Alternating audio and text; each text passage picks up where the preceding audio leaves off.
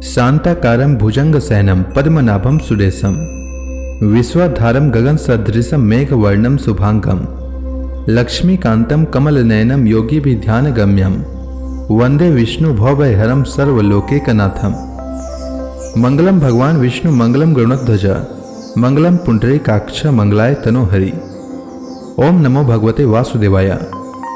आज का दिन आप सभी के लिए मंगलमय हो। आज मैं अगन मास कथा का 14वां अध्याय सुनाने वाला हूं। तो आइए सुनते हैं अगन मास की कथा का 14वां अध्याय।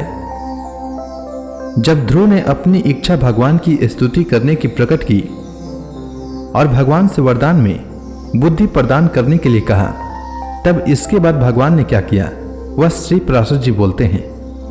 श्री पराशर जी बोले, हे मैत्रेय, तब जगतपति गोविंद ने अपने सामने हाथ जोड़े खड़े उस उत्तानपाद के पुत्र को अपने शंख के अंत भाग से छू दिया। तब तो एक क्षण में ही वह राजकुमार प्रसन्न मुख से अति विनीत हो सर्वभूताधिष्ठान श्री अच्युत की स्तुति करने लगा।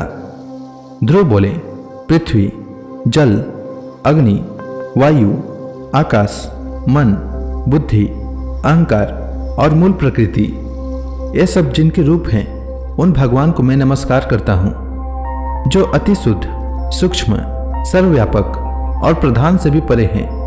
वह पुरुष जिनका रूप है उन गुण भोक्ता परम पुरुष को मैं नमस्कार करता हूँ। हे परमेश्वर, पृथ्वी आदि समस्त भूत, गंधादि उनके गुण, बुद्धि आदि अंतःकरण चतुष्टय तथा प्रधान और पुरुष से भी परे जो सनातन पुरुष हैं, उन आप निखिल ब्रह्मांड नायक के ब्रह्मभूत शुद्ध स्वरूप आत्मा की मैं शरण में हूँ।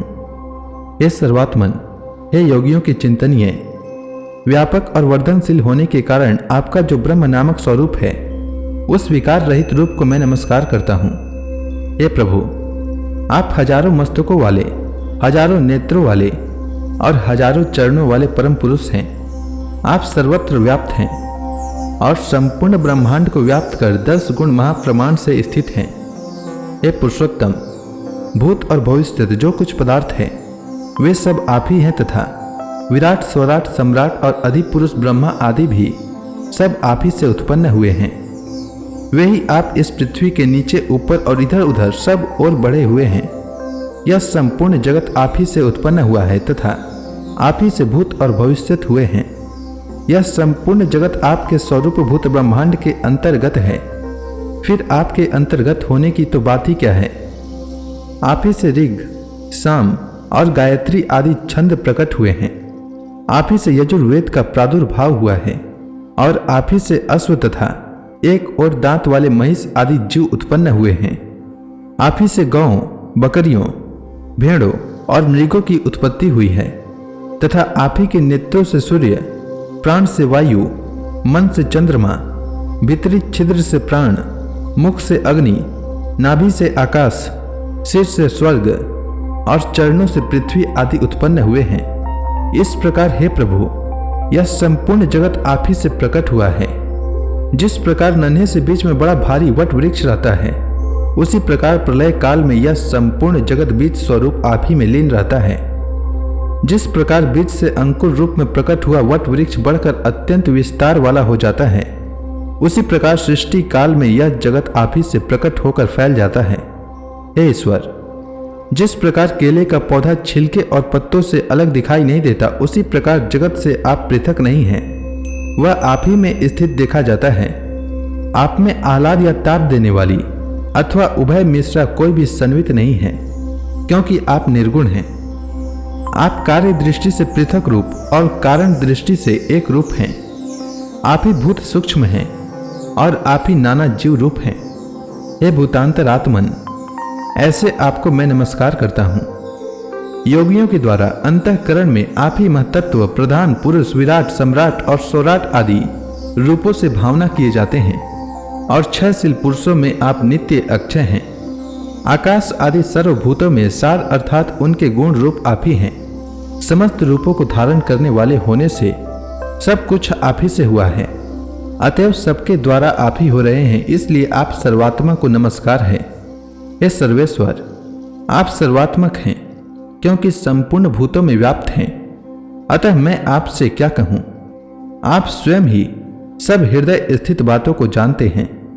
हे सर्वात्मन, हे सर्वभूतेश्वर, हे सब भूतों के आदिस्थान, आप सर्वभूत रूप से सभी प्राणियों के मनोरथों को जानते हैं। हे नाथ, मेरा जो कुछ मनोरथ था वह तो आपने सफल कर दिया, और हे जगतपते, मेरी तपस्या भी सफल हो गई, क्योंकि मुझे आपका साक्षात दर्शन प्राप्त हुआ।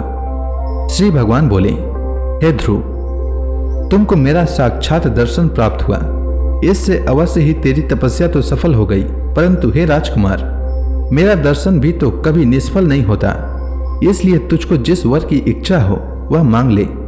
मेरा दर्शन हो जाने पर पुरुषों को सभी कुछ प्राप्त हो सकता है। ध्रुव बोले, हे भूत भवेश्वर भगवान, आप सभी के अंतःकरणों में विराजमान हैं। हे ब्रह्म, मेरे मन की जो कुछ अभिलाषा है वह क्या आपसे छिपी हुई है? तो भी हे देवेश्वर, मैं दुर्विनीत जिस अति दुर्लभ वस्तु की हृदय से इच्छा करता हूं उसे आपकी आज्ञा अनुसार आपके प्रति निवेदन करूंगा। हे समस्त संसार को रचने वाले परमेश्वर, आपके प्रसन्न होने पर संसार में क्या दुर्लभ है? इंद्र भी आपके कृपा कटाक्ष के फल स्वरूप ही त्रिलोकी को भोगता है। प्रभु, मेरी सौतेली माता ने गर्व से अति बढ़ बढ़कर मुझसे यह कहा था कि जो मेरे उदर से उत्पन्न नहीं है उसके योग्य यह राजासन नहीं है। अतः हे प्रभु, आपके प्रसाद से मैं उस सर्वोत्तम एवं अव्यय स्थान को प्राप्त करना चाहता हूं जो संपूर्ण विश्व का आधारभूत हो। श्री भगवान बोले, अरे बालक, तूने अपने पूर्व जन्म में भी मुझे संतुष्ट किया था, इसलिए तू जिस स्थान की इच्छा करता है उसे अवश्य प्राप्त करेगा। पूर्व जन्म में तू एक ब्राह्मण था और मुझ में निरंतर एकाग्रचित्त रहने वाला माता पिता का सेवक था, सर्वधर्म का पालन करने वाला था। कालांतर में एक राजपुत्र तेरा मित्र हो गया। वह अपनी युवावस्था में संपूर्ण भोगों से संपन्न और अति दर्शनीय रूप लावण्य युक्त था। उसके संग से उसके दुर्लभ वैभव को देखकर तेरी ऐसी इच्छा हुई कि मैं भी राजपुत्र हूं। अतः हे ध्रुव, तुझको अपनी मनवांछित राजपुत्रता प्राप्त हुई, और जिन स्वयंभू मनु के कुल में और किसी को स्थान मिलना अति दुर्लभ है, उन्हीं के घर में तूने उत्तानपाद के यहाँ जन्म लिया। अरे बालक, औरों के लिए यह स्थान कितना ही दुर्लभ हो, परंतु जिसने मुझे संतुष्ट किया है उसके लिए तो यह अत्यंत तुच्छ है। मेरी आराधना करने से तो मोक्ष पद भी तत्काल प्राप्त हो सकता है। फिर जिसका चित्त निरंतर मुझ में ही लगा हुआ है उसके लिए स्वर्ग आदि लोकों का तो कहना ही क्या है। हे ध्रुव, मेरी कृपा से तू निस्संदेह उस स्थान में जो त्रिलोकी में सबसे उत्कृष्ट है, संपूर्ण ग्रह और तारा मंडल का आश्रय बनेगा। हे ध्रुव, मैं तुझे वह ध्रुव स्थान देता हूं जो सूर्य, चंद्र, मंगल, बुध, बृहस्पति, शुक्र और शनि आदि ग्रहों, सभी नक्षत्रों, सप्त ऋषियों और संपूर्ण विमानचारी देवगणों से ऊपर है। देवताओं में से कोई तो केवल 4 युग तक और कोई 1 मनवंतर तक ही रहते हैं, किंतु तुझे मैं 1 कल्प तक की स्थिति देता हूं।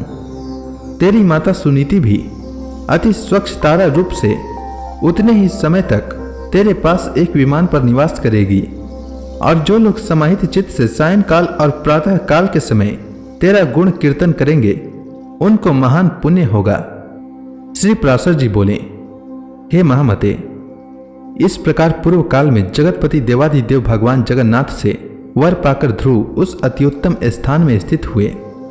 हे मुने, अपने माता पिता की धर्म पूर्वक सेवा करने से तथा द्वादशाक्षर मंत्र के महात्म्य और तप के प्रभाव से उनके मान, वैभव और प्रभाव की वृद्धि देखकर देव और असुरों के आचार्य शुक्र देव ने ये श्लोक कहे हैं।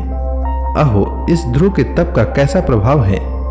अहो, इसकी तपस्या का कैसा अद्भुत फल है जो इस ध्रुव को ही आगे रखकर सप्त ऋषि गण स्थित हो रहे हैं। इसकी यह सुनीति नाम वाली माता भी अवश्य ही सत्य और हितकर वचन बोलने वाली है।